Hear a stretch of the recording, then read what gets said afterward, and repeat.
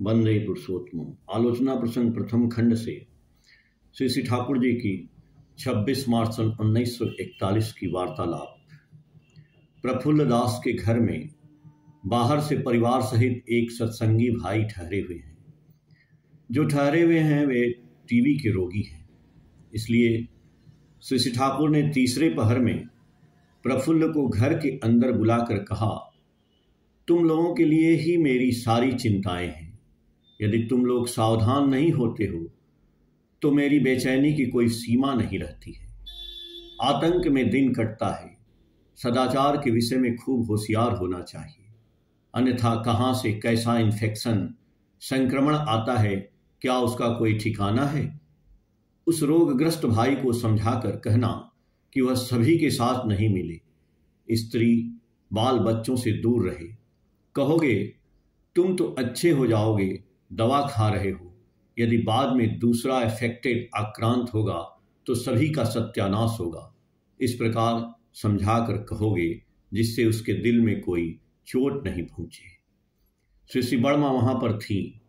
उन्होंने भी अच्छी तरह समझाकर कहा कि किस प्रकार कहना चाहिए। 27 मार्च सन 1941 की श्री ठाकुर जी से वार्तालाप। आज निवृत्त निवास में प्रातःकाल श्री ठाकुर जी कह रहे थे, अर्जन पटुत्व, शास्त्रीय स्वभाव एवं हर विषय में सौंदर्य बोध जिनके आयत में नहीं है वे सिर्फ असफल ही नहीं होते, उनके चरित्र और व्यक्तित्व भी स्फुरित नहीं हो सकते हैं। अर्जन पटुत्व का अर्थ है कार्य सिद्ध करने की बुद्धि, जो एक उद्देश्य से एक कार्य में हाथ लगाकर बीच में ही विभ्रांत होकर विरत होते हैं या लभ्य वस्तु को प्राप्त किए बिना दूसरी ओर ध्यान देते हैं। ऐसे व्यक्तियों में डिस्टॉर्शन विकृति की संभावना रहती है। जो शास्त्रीय नहीं है ऐसे व्यक्तियों में पापुर दरिद्र व्याधिग्रस्त होने की संभावना अधिक रहती है। व्यर्थ में अधिक खर्च और बर्बाद करना उनका स्वभाव बन जाता है। वे किसी कार्य की उन्नतर परिचालना करना भुला जाते हैं। ऐसे श्रीहीन स्वभाव के फलस्वरूप मानसिक और संपदागत दैन्य उन्हें घेरे रहते हैं। शास्त्रीय बनने के लिए कितना माथा बुद्धि विवेचना और नियंत्रण कौशल लगाना पड़ता है, उससे मनुष्य बढ़ता है। किंतु जो अनायास व्यर्थ में नियंत्रण कौशल लगाना पड़ता है उससे मनुष्य बढ़ता है, किंतु अनायास व्यर्थ में बहुत कुछ नष्ट कर देते हैं। उनकी बुद्धि वृत्ति शक्ति सामर्थ्य भी बहुत ढीले और हीन बने रहते हैं। जिन्हें सुंदर का सेंस बोध नहीं रहता है ऐसे व्यक्तियों में क्लमसी और डिसइंटीग्रेटेड विशृंखल और असंगत होने की संभावना रहती है। सुंदर में एक समता और संगति का बोध रहता है, इसलिए वह सत्ता के निकट आदरणीय रहता है। चाहे जो करें, जो सोचें, जो ही बोलें, यदि वह सत्ता के लिए आदरणीय नहीं हो, अर्थात उसके द्वारा मेरे एवं दूसरे की सत्ता तृप्त और नंदित नहीं होती है, यदि कथनी करनी और आचरण में विशृंखलता, असंगति और असामंजस्य अभ्यासगत होता है, तो उसके फलस्वरूप व्यक्तित्व भी क्रमशः विशृंखल और विश्लिष्ट होता है। सब कुछ में संगति लेकर शक्तिमान अखंड व्यक्तित्व नहीं बन सकता है।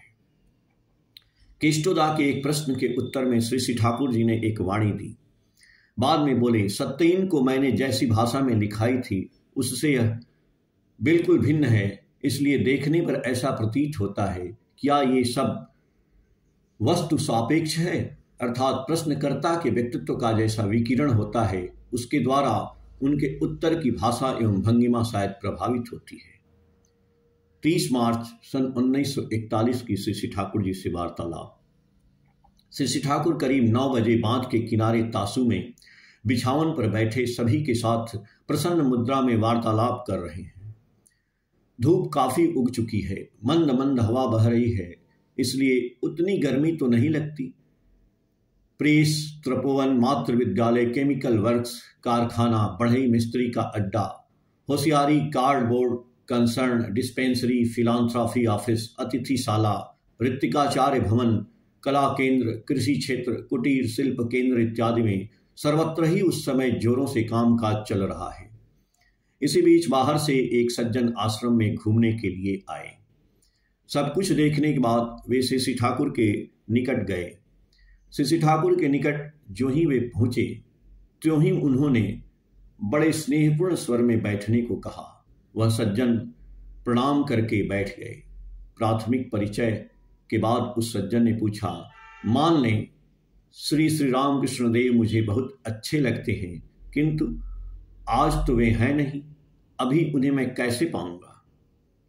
श्री श्री ठाकुर जी बोले, परवर्ती को छोड़कर पूर्वतन पकड़ में नहीं आते हैं।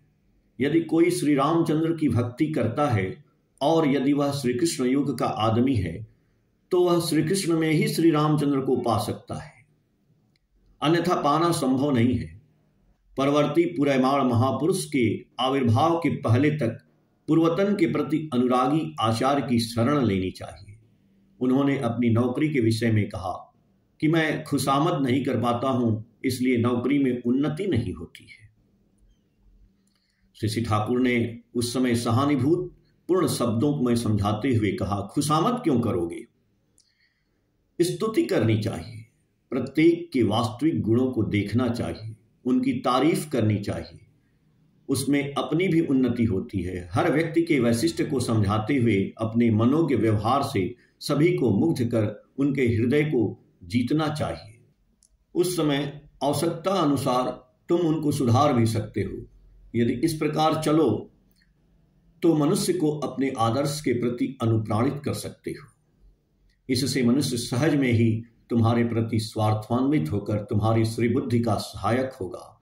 तुम सम्मान और ख्याति पाओगे, सुखी होगे, परिपार्श्विक के साथ तुम्हारी संप्रीति बढ़ जाएगी।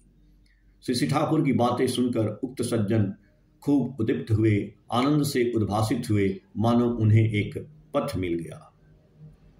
इन बातों के पश्चात सत्येंद्र ने अपनी रचित एक कविता पढ़कर श्री श्री ठाकुर को सुनाया। श्री श्री ठाकुर कितने बड़े प्रेमिक हैं एवं उनके चारों तरफ मनुष्य क्यों घेरे रहते हैं, इन्हीं बातों की चर्चा कविता में है। श्री श्री ठाकुर ने कविता सुनकर कहा, देखो, यदि मनुष्य का अपनी ओर से किसी के लिए कुछ किया हुआ रहे तो वह वस्तुतः मधुर लगता है, अन्यथा प्रेम नदी या सुंदर प्राकृतिक दृश्य मन लुभाने वाली जैसी होती है, उसके लिए कुछ करना नहीं पड़ता है। इसलिए प्रेम का प्रकृत सेंसेशन बोझ नहीं पनपता है। जीवन के दुख की अंधियारी रात में उस प्रेम की चेतना उसे कोई उत्साह या प्रेरणा नहीं देती है। उस समय वह कपूर की तरह उड़ जाता है। स्त्री का प्यार पाने में देखोगे कि तुम उसके लिए दिन रात कितना सोचते हो, बहुत सी चीजें लाकर उसे देते हो, उसके लिए एक कांस्टेबल सिपाही बन जाते हो, कितना सोचते हो, परिश्रम करते हो, इसलिए वैसा फील बोध करते हो, तो वह रियल वास्तव होता है। जसोहर के एक भाई ने स्थानीय कुछ मुसलमानों के दुर्व्यवहार की बात सुनाई। उनकी बात सुनते ही श्री श्री ठाकुर ने विशेष जोर देकर कहा, इस्लाम की अप्रतिष्ठा जिससे होती है, ऐसा करने का सुयोग मनुष्य को देना तुम लोगों के लिए उचित नहीं है। आलोचना प्रसंग प्रथम खंड के पेज संख्या 109, 110, 111 और 112 से। जय गुरु।